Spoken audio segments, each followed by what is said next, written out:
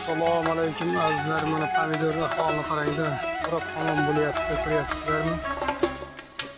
Mana ko'ryapsizlar, mana dehqonchilik qilib mana yetishtiryapmiz. Suv yo'q. Mana issiqda yuribmiz cho'p. Bu suvni biroq bor esa salqin xonasidan suvni ichidan chiqib kelmaydi bular. Nima qilish kerak? Mana qarang, holni. Bu yoqda mana traktor haydayapti. Makka yom suv qo'yish kerak unga. Yoqda bir uchastkamiz paxta bor. Unga ham suv qo'yish kerak.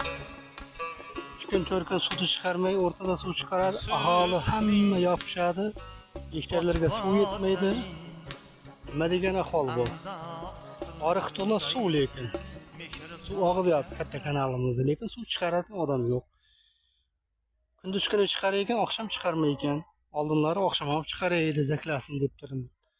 Kim bu bilan shug'ullanadi? Xalqim mana ahvoli qarang, qora terda yuribmiz. Pul xarajat qilib, sarf xarajat qilib. Shunday tarqatib yuboringizlar, kerakli joylarga yetib borsin, bu noinsoflar harakatga tushsin.